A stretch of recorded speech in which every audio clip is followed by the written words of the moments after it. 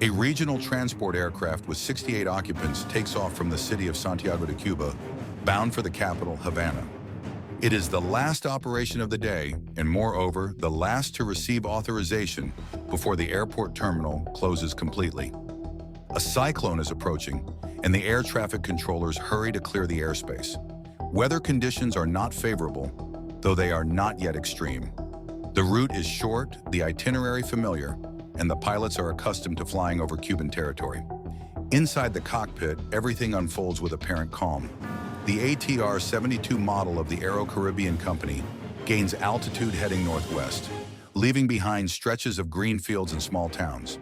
However, what these 68 occupants do not know is that beyond the cloud formations lies something neither visible from the ground nor detectable by radio. A phenomenon that, throughout aviation history, has claimed numerous lives and silently awaits the aircraft's entry into its domain.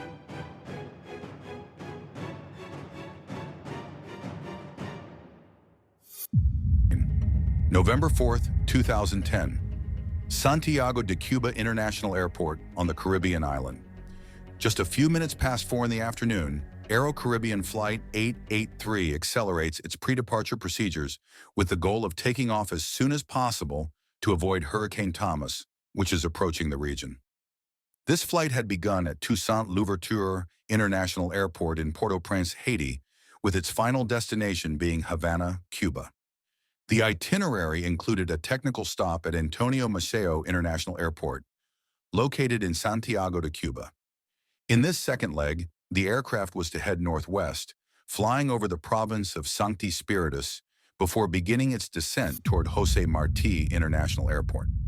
It was a short, direct route, though that afternoon was marked by meteorological threats. Cyclone Tomas was advancing across the Caribbean Sea, forcing the imminent closure of airports in the eastern part of the country. The aircraft in use was an ATR 72-212, a twin-engine turboprop jointly manufactured by French and Italian companies. Designed for regional flights, this model is common in both low-cost carriers and state-run airlines. The unit, registered CU-T1549, had originally been delivered in 1995 to Continental Express and was incorporated into Aero Caribbean in 2006. During its operational life, it logged more than 25,000 flight hours and completed around 34,500 journeys. The ATR is an efficient and robust aircraft equipped with pneumatic de-icing boots on the leading edges of the wings and horizontal stabilizer, as well as electric thermal systems for the propellers, sensors, and windshield. Despite being certified to operate in sub-zero environments, this model has shown vulnerabilities when facing ice accumulation, a circumstance that has caused multiple accidents involving loss of control in mid-flight. Aero Caribbean, officially named Aero Caribbean SA, was a Cuban state-owned airline founded on December 2, 1982. Its headquarters were in Havana, and its main hub was José Martí International Airport, from where it operated domestic flights and international connections in the Caribbean and Latin America, in addition to charter services and regional routes. The company was created as a complement to Cubana de Aviación to link secondary cities and routes not served by the main airline. Its fleet consisted mainly of ATR aircraft and some Soviet-made regional transport models. It operated until 2015, the year it was merged into Cubana de Aviación. Throughout its existence, it faced challenges such as a lack of spare parts, aging aircraft, economic restrictions, and limitations in operational infrastructure, factors that hindered modernization and safety levels. Even so, it played a key role in the country's air connectivity for more than 30 years. At the controls of the aircraft was Captain Angel Villa Martinez, accompanied by First Officer Luis Lima Rodriguez, both Cuban pilots with valid licenses. The crew was completed by 5 flight attendants: Raciel Echeverria, Maria Torres, Farah Guillén, Juan Carlos Banderas, and Andy Cesar Galano. Among the passengers were 61 individuals of at least 11 different nationalities. Most were Cuban citizens, though there were also Argentinians, Mexicans, Dutch, Germans, Spaniards, French, Japanese, Venezuelans, and Australians on board. Some were tourists, others diplomatic officials, and several were traveling to reunite with family members. At 1644, the Aero Caribbean ATR began taxiing along the departure runway.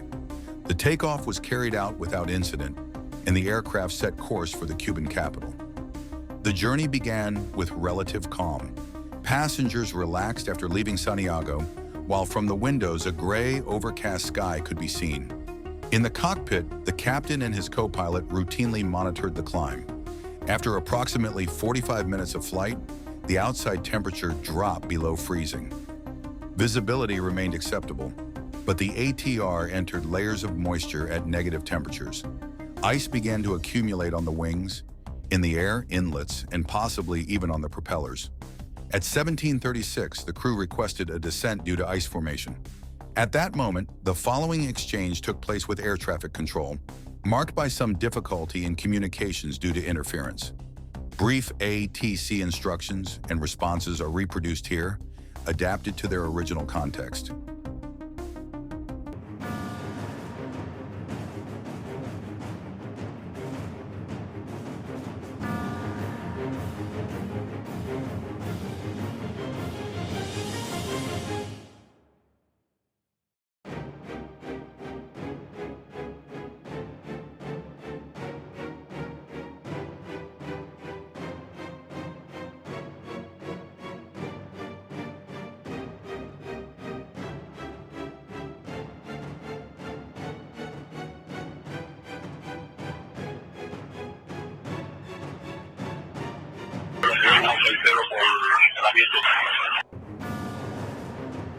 Avión 883, pendiente de tu solicitud, tiene un tránsito a las 12 de su posición, distancia 78 millas, sentido contrario, 190, a tomar vectores.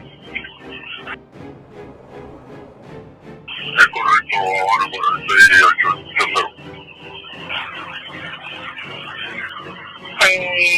Aeronave que llama 883 o 680. El 883, soy nombre 160 por el negamiento. Sí, señor, tiene un tránsito para las 12 de su posición, distancia 30 millas, sentido contrario, si desea tomar vectores. Correcto, 190. Gire de derecha, rumbo 330. 330 por la derecha y paramos 602. Correcto, avión 680, vire de derecha, rumbo 150. Derecha 150, el avión 680.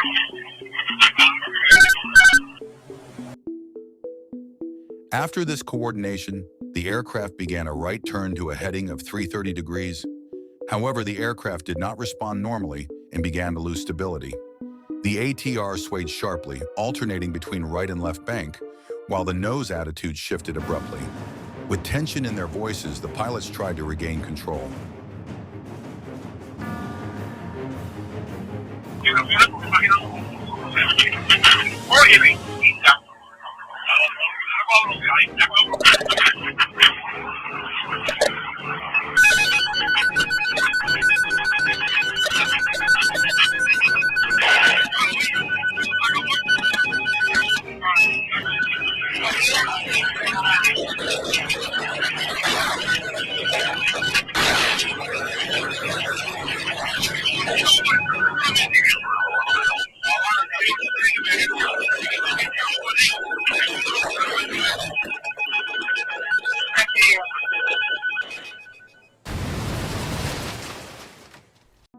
Moments later, at 1742, the aircraft crashed into a wooded area near Guasimal in the province of Sancti Spíritus.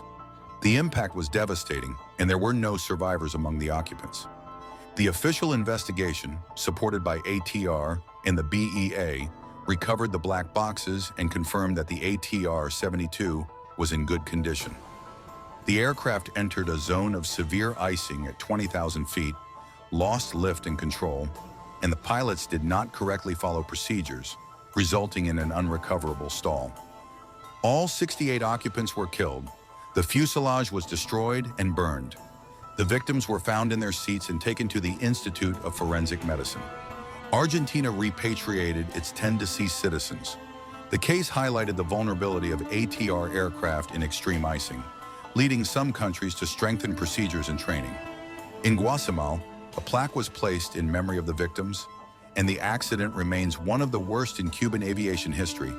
This model, manufactured since 1989 by the ATR consortium, formed by Airbus and Leonardo, has been involved in at least 66 incidents, of which 40 resulted in total loss and 13 caused fatalities as of August 2024. Several of these events were linked to icing conditions, highlighting both the aircraft's limitations and the dangers associated with extreme weather environments. Some notable examples include American Eagle Flight 4184, 1994, United States, the model's first fatal accident. Ice formation on the ailerons caused a loss of control during approach, killing 68 people. Trans-Asia Airways Flight 791, 2002, Taiwan, encountered severe in-flight icing and ended up crashing into the sea. Both pilots were killed.